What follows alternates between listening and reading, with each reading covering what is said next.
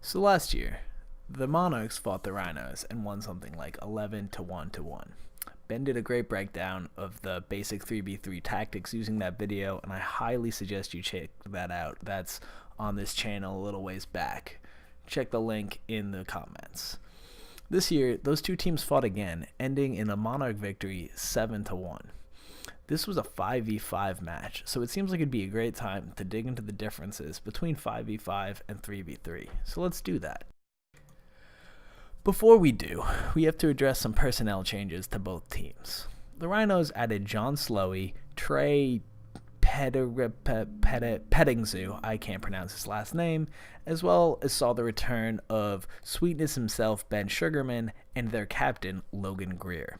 This is overall a much deeper bench. It's got more skill, more grit, and way more speed. Josh and Kraken both leveled up since that first fight. This is a much deeper bench. The only thing they didn't pick up is more striking. That's going to be important later. What about the Monarchs? Well, for Mercs, they lost Ben and Ross, but they picked up Chase and Paul. Their main line saw a loss of Ken and a pickup of Nicky, Sloan, and Maestro Morte. That's a huge drop in speed from the main line, but a big pickup in power and aggression from Paul, and a big bump in striking from Chase. So, looking at the line, we see that the Rhinos have coming up in their median fighter ability, even though the Monarchs still have the edge with their top guys being Brian, Paul, and Ringo overtaking. But the bench after that drops off pretty quickly, while the Rhinos bench is not nearly facing that same drop off. So the overall skill should edge the fight to the Rhinos. And yet the Monarchs end up coming on top. So why is that? Well, part of that is going to come down to the dynamics of a 5v5.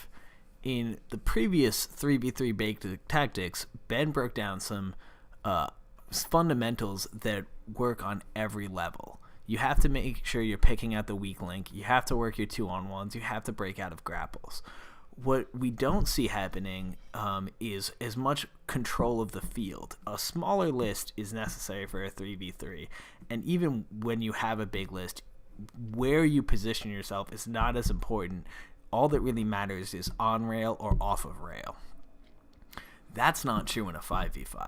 In a 5v5, where you position, how much of the field you take, really matters. In about 5 of the 8 rounds, we see Manchester push that right flank, push them deep. And one of two things is going to happen here. Either the Rhinos get frozen in the corner, or someone slips free and is able to get a quick takedown. Either way, it's bad news for the Rhinos because they're on their back foot. They're reacting. In general, this is not the position you want to be. Some people can make it work if you have a better team unity, if you have better man-to-man fighting. However, you need those two things. With the Rhinos putting together a brand new line, they did not have either of them. Let's watch here as we see Paul push the right flank. He's going to take 2 Rhinos with him as he does. Then Brian is going to penetrate the middle and grab 2 more. Ringo pushes Paul down, brings the 2 Rhinos, comes in, finishes off the last Rhino of that group.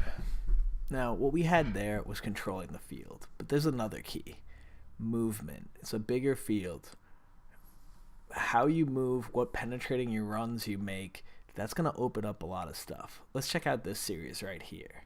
We're going to see Ben here sneak through. Forces me to follow him. That's going to leave a big open gap in the middle. Kraken going to get around Paul, make this run, and take out Chase. Big problem though, he didn't clear his back, gets taken down by Paul. Paul's able to take down Trey. He himself goes down as Ben comes in and gets a nice takedown. Right there in the corner, you may have noticed my knee touched. I apologize to the Rhinos. I should not have stood back up. I was clearly down.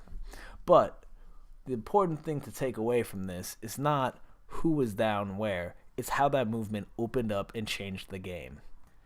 Every single takedown in that fight starts with that run that Ben makes. He comes through, opens that hole. Kraken is able to take advantage. With a few more tweaks, Kraken stays up after he hits Chase. And then Trey gets that takedown on Paul in a different light. However, the way it went, Paul was able to be the one to keep his head on a swivel, catch that first check on Trey, grab him, lariat him around. But Ben was able to keep working through that, and as Paul gets done, he's already getting jumped, his feet aren't ready, and he's not ready for another turn, and loses his feet on that last takedown. This is the key to keeping your movement going, to being able to read the field and take advantage of these open opportunities. Now, part of what gives the win to the Monarchs is not just that they pushed that right flank hard, but that their left flank stayed steady. They basically shut down a lot of what would be open to these runs, a lot of what could have happened by staying tight to the rail and just holding their own. Part of why that works is that the Monarchs are pushing hard on the right, protecting their weaker links. They're making sure that the guys that can't hold their own have backup, are able to fight above their weight class, punch a little harder, because as soon as they do, another Monarch is coming in to save them. For example, Logan here comes in, tries to get a shot on Sloan. Now he should have the easy takedown, but instead he's getting worked. Now these shots aren't really going to hurt him, but it's enough to keep him off balance while we wait for something better to happen. Brian comes in, drops some people, lays some bombs down, and now Paul's able to get up and we refresh. Well, we're up 4-2. Not a good position to be in. And part of that is by protecting our weak links. Now, the rest of the match basically falls down to those same basics. Brian brings a heavy axe, and he gets time to work it. There's many 2-on-1s where someone's holding a dude, letting Brian swing. The same does not happen on the Rhinos. Most of their 2-on-1s end up with two guys pushing one guy. That requires more coordination, more effort, and as we can see right here, sometimes turns into both of you going down with him. Even worse is if your 2-on-1 turns into you getting taken down, and now you're left in a 1-on-1. For example, right here, we see Kraken and Logan trying to work Brian. However, there's not enough communication, and as they try to push him over the bodies, he's able to leverage Kraken down and then stand back up himself. In the end, this may have come down to endurance and some skill, particularly skill in escaping grapples. While the Monarchs were not alone in this, we see a lot of good work from the Rhinos. They weren't able to get their 2-on-1s as effective, and the fact that Brian, myself, Paul, and Chase were able to make effective 2-on-1s, putting down the weak link first, really gave us the edge. Had the Rhinos been able to drop our lower three a little bit quicker, who knows what this would have happened. And that's the real difference between a 5v5 and a 3v3. You can hit the weak link a lot easier, and you can protect your own weak link a lot better than in a 3v3, where it often just comes down to 1v1s. The 5v5 opens up more options. So I hope this was informative, and next week I plan to have a little bit more focused approach. I'm going to be looking at individual fighters and how their style plays, both in melee and singles.